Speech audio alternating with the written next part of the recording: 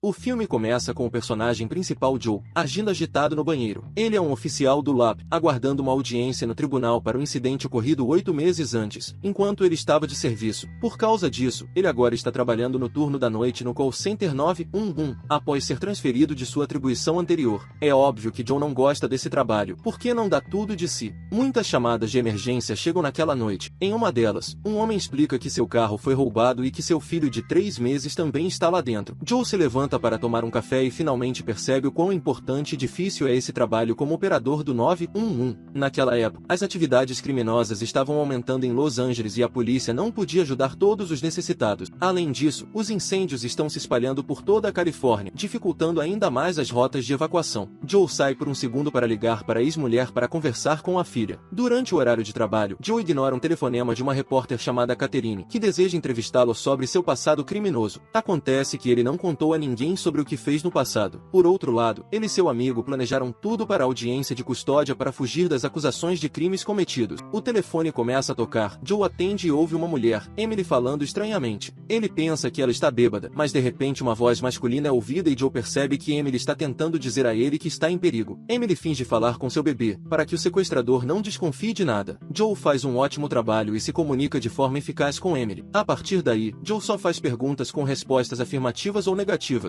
para que o sequestrador não desconfie de suas ligações. Depois de localizar sua localização, Joe a coloca em espera e imediatamente chama uma patrulha policial. A patrulha pergunta sobre o carro e Joe diz que já volta. No processo, um repórter liga para ele obsessivamente e Joe se distrai. A operadora descobre as características do carro do sequestrador, que é uma minivan branca. O sequestrador percebe algo estranho na ligação e Emily precisa interrompê-la. Joe diz a Emily para manter a calma e ligar para ele mais tarde, quando ela tiver uma chance. Enquanto monitora a localização de Emily pelo sinal de GPS, Joe imediatamente liga de volta para a patrulha policial e ordena o que fazer, mas isso não é mais dele. Trabalho. Mesmo assim, a patrulha se aproxima do local de Emily, fecha a via de acesso e verifica todas as minivans brancas que passam por perto. Um micro-ônibus branco é avistado, mas acaba sendo errado. A polícia diz a ele para descobrir o número da placa da van branca, para que possam localizá-la com mais facilidade. Por outro lado, Joe continua recebendo telefonemas de sua esposa. No entanto, ele decide ignorá-los, porque quer se concentrar apenas em resgatar Emily por enquanto. Joe encontra o endereço e o número da casa de Emily no banco de dados da polícia. Ele liga para o telefone residencial de Emily e sua filha Abby, de 6 anos, atende. Abby conta em lágrimas que seu pai e Emily, sua mãe, saíram de casa sem dizer uma palavra. Aterrorizada, a criança conta a Joe que seu pai, Henry Fisher, entrou em casa com uma faca e obrigou sua mãe a entrar em sua van, deixando-a em casa, sozinha com seu irmãozinho Oliver. Abby chora e repete que quer ver a mãe e o pai. Joe a acalma e diz a ela para ligar para o 911 se algo de ruim acontecer com ela. Nesse ínterim, ele diz a ela para assistir televisão ou ficar com o irmão mais novo. Além disso, graças ao número de telefone de Henry, ele pode recuperar o número da placa da van. Joe liga de volta para a patrulha rodoviária da Califórnia e informa a placa da van.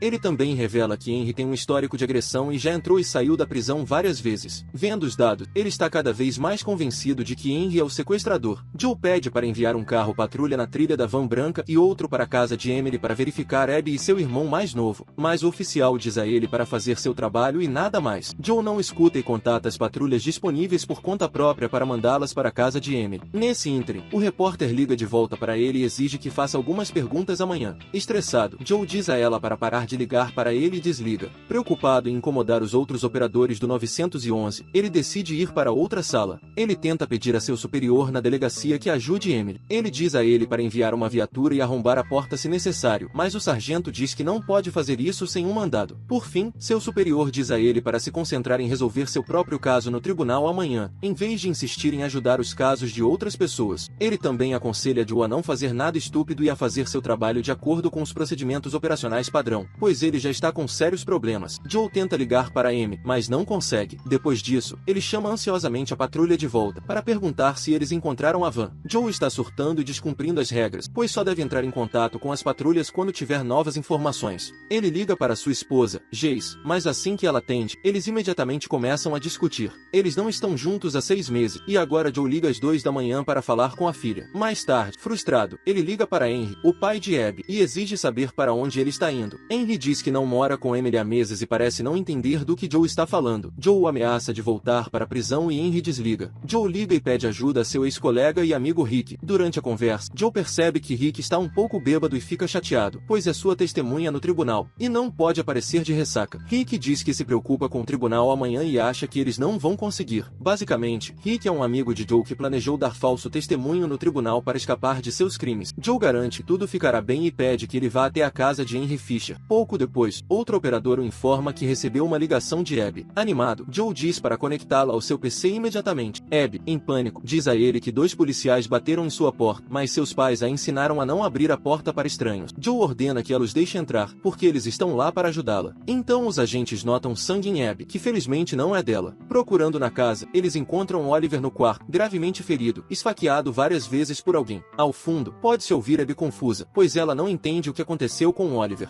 A ligação é interrompida repentinamente quando os policiais entram em pânico. Outro operador chega e diz a Joe que o turno acabou. Ele diz que vai ficar mais um pouco. Então, logo em seguida, Joe liga novamente para Henry e diz que ele é policial, dizendo que já sabe de tudo que fez com sua esposa e filhos. Surpreendentemente, Henry se sente pressionado e não consegue dizer nada enquanto chora. Joe com raiva diz que vai apodrecer na prisão e Henry desliga. Eric liga para ele e diz que chegou na casa de Henry. Joe diz a ele para arrombar a porta, porque Henry matou Oliver e eles precisam saber para onde estão indo. Rick consegue entrar porque a porta está aberta e encontra muitos ingressos em nome de Henry. Joe pede que ele encontre algo útil e desliga. Depois de um tempo, Joe liga de volta para Emily e pede que ela coloque o cinto de segurança. Ele a convence a puxar o freio de mão da van, o que ela faz imediatamente, e a ligação é cortada. Enquanto isso, continuam chegando chamadas de emergência, que Joe ignora descaradamente. Após alguns minutos, ele recebe uma ligação de Amy, que lhe diz que seu plano de bater o veículo falhou. Quando a garota tentou fugir, Henry a trancou na parte de trás da van. Joe a acalma e pergunta quais itens ela tem perto dela. Emily revela que há uma sacola com tijolos, e Joe a encoraja a usar um tijolo como arma para nocautear Henry e escapar o mais longe possível. A mulher fica com medo e entra em pânico total, e Joe a ajuda a se distrair, perguntando o que ela gosta de fazer nas horas vagas com as crianças. Emily revela que gosta de ir com as crianças ao oceanário, pois adora o silêncio debaixo d'água. Quando Joe a alivia, Emily diz a ele em lágrimas, ela pensou que Oliver tinha uma cobra no estômago e que ela o matou. Confuso, Joe não entende do que ela está falando. Quando Henry para a van e tenta tirar Emily de trás, ela o acerta com um tijolo e a ligação é cortada. Logo depois, Rick liga para ele e revela que encontrou documentos de cobrança não pagos de um centro de tratamento psiquiátrico em San Bernardino, onde Emily havia sido paciente. Joe, em estado de choque, liga novamente para o ferido Henry, que acaba explicando a verdade para ele. Henry queria levar Emily de volta na van para as instalações, porque ela havia parado de tomar remédios por várias semanas, e durante um episódio psicótico, Emily feriu Oliver sem querer.